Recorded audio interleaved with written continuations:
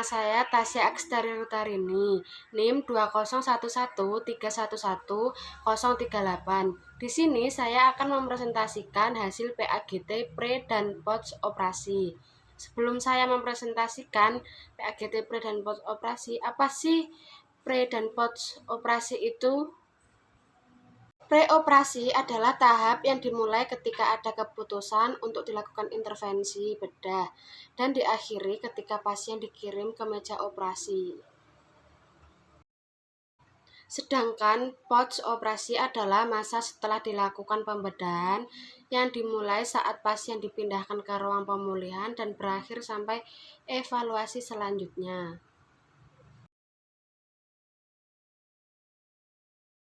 Biodata pasien. Nama Nona Ana, umur 62 tahun, berat badan 45 kg, tinggi badan 145 cm.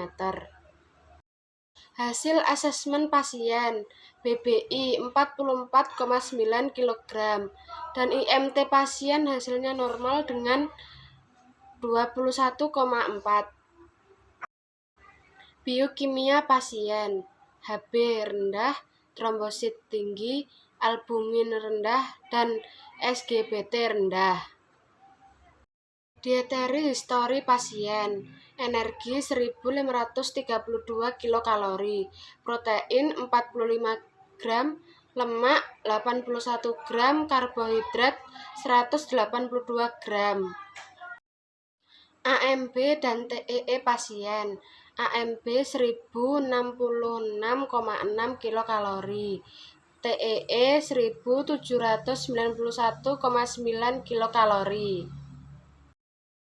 Kebutuhan energi permakanan pasien, pagi 447,9 kilokalori, selingan pagi 179,2 kilokalori, siang 537,6 kilokalori, selingan sore 179,2 kilokalori, dan malam 447,9 kilokalori. Kebutuhan makronutrien pasien, karbohidrat 344,8 gram, lemak 29,9 gram, dan protein 36 gram. Persen tingkat konsumsi pasien, energi defisit ringan, karbohidrat kelebihan, lemak defisit berat, protein defisit ringan. Diagnosa pasien, NI 5.7.1, asupan protein tidak adekuat, berkaitan dengan rendahnya protein, ditandai dengan persen tingkat konsumsi protein kurang yaitu 80%, defisit ringan. NI 1.2, asupan energi tidak adekuat, berkaitan dengan rendahnya energi, ditandai dengan persen tingkat konsumsi energi kurang yaitu 85,5%, defisit ringan. NI 5.6.1, asupan lemak tidak adekuat, berkaitan dengan kurangnya asupan lemak, ditandai dengan persen tingkat konsumsi kurang yaitu 36,9%, defisit berat.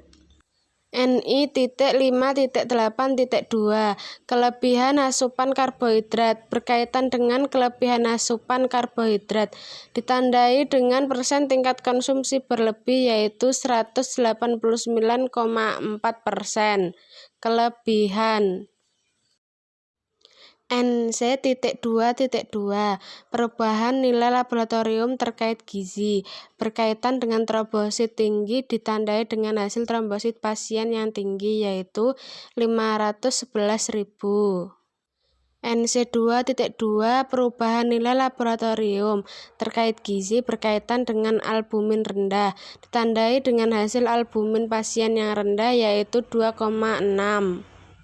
NC2.2, perubahan nilai laboratorium terkait gizi berkaitan dengan SGBT yang rendah, ditandai dengan hasil SGBT pasien yang rendah yaitu 6 mU per mililiter. NC2.2 Perubahan nilai laboratorium terkait gizi. Berkaitan dengan HB yang rendah ditandai dengan hasil HB pasien yang rendah yaitu 10 G/dl.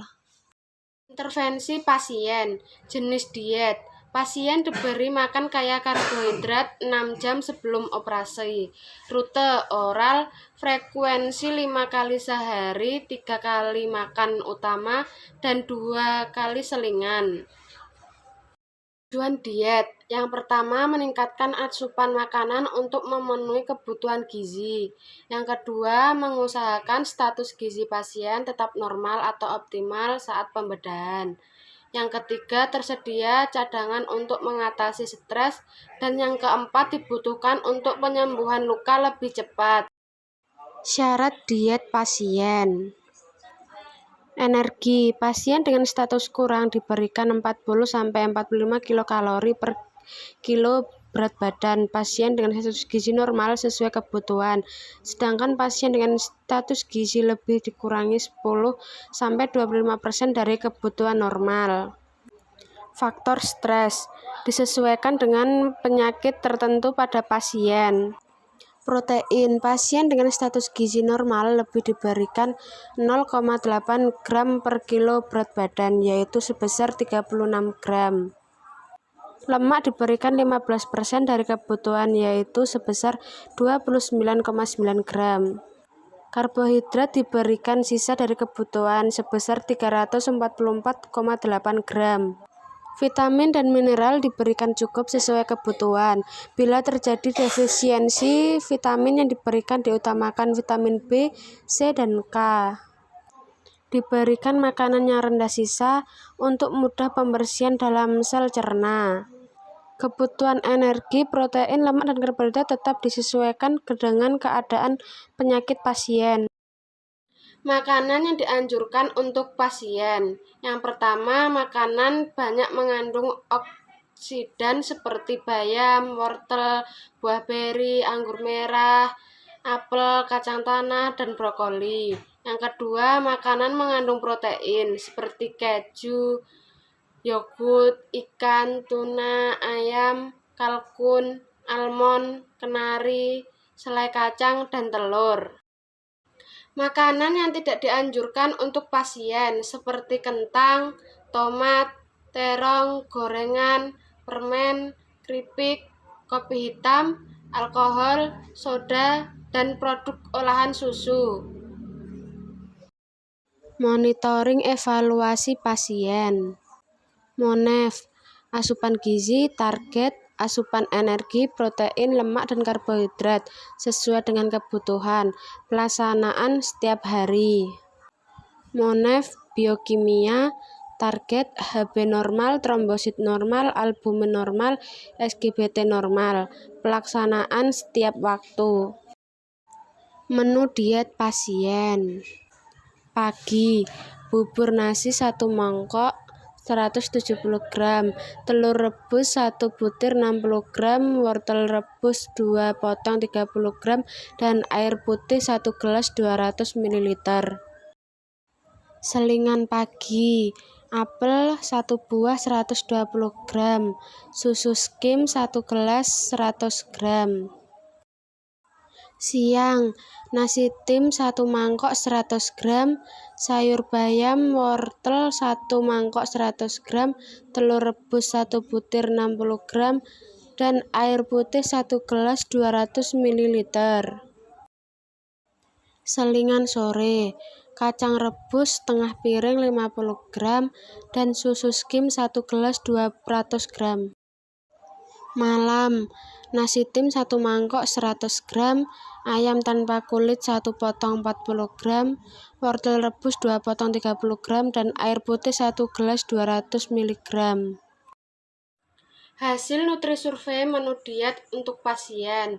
Energi 1631,3 kilokalori, protein 66,0 gram, lemak 44,0 gram, dan karbohidrat 240,7 gram. Dan ini leaflet untuk pasien preoperasi. Biodata pasien. Nama Nona Lilik, umur 26 tahun, berat badan 40 kg, tinggi badan 160 cm. Antropometri pasien. BBI 54 kg, IMT 15,62, underweight. Biokimia pasien. Hb rendah dan Na rendah. Dietary history pasien. Energi 2000 kilokalori, protein 77 gram, lemak 60 gram, karbohidrat 201 gram. AMB dan TEE pasien. AMB 1459,2 kilokalori, TEE 2451,5 kilokalori. Kebutuhan energi permakanan pasien. Pagi 612,9 kilokalori, selingan pagi 245,2 kilokalori, siang 735,5 kilokalori, selingan sore 245,2 kilokalori, dan malam 612,9 kilokalori. Kebutuhan makronutrien pasien. Karbohidrat 337,1 gram, lemak 54,5 gram, dan protein 91,9 gram. Persen tingkat konsumsi pasien. Energi defisit ringan, karbohidrat defisit berat, lemak normal, dan protein defisit ringan. Diagnosis pasien. NI 5.8.1, asupan karbohidrat tidak adekuat. Berkaitan dengan kurangnya asupan karbohidrat ditandai dengan persen tingkat konsumsi, yaitu 59,6%, defisit berat. NI 1.2, asupan energi tidak adekuat. Berkaitan dengan rendahnya energi ditandai dengan persen tingkat konsumsi energi kurang, yaitu 81,6%, defisit ringan. NI 5.7.1, asupan protein tidak adekuat. Berkaitan dengan rendahnya protein ditandai dengan persen tingkat konsumsi protein kurang, yaitu 83,8, defisit ringan. NC.2.2, perubahan nilai laboratorium terkait gizi. Berkaitan dengan Hb yang rendah ditandai dengan hasil Hb pasien yang rendah, yaitu 10,2 gram per dl. NC2.2, perubahan nilai laboratorium terkait gizi. Berkaitan dengan Na yang rendah ditandai dengan hasil Na pasien yang rendah, yaitu 135 mmol. Intervensi pasien. Jenis diet pasca bedah 1, bentuk makanan cair, rute NGT, dan frekuensi 3 kali sehari. Tujuan diet. Yang pertama, memenuhi kebutuhan dasar, cairan, energi, dan protein.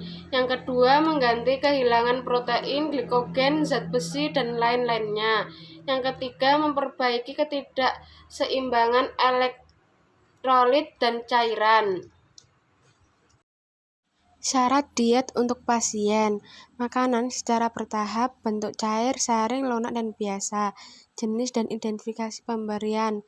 Diet pasca bedah 1 diberikan pada semua pasien pasca bedah kecil, setelah sadar atau rasa mual hilang, besar setelah sadar atau rasa mual hilang dan ada tanda usus mulai bekerja. Diberikan makanan cair jernih seperti teh manis, air putih, atau cairan lain selama 6 jam sesudah pembedahan. Diberikan dalam waktu sesingkat mungkin.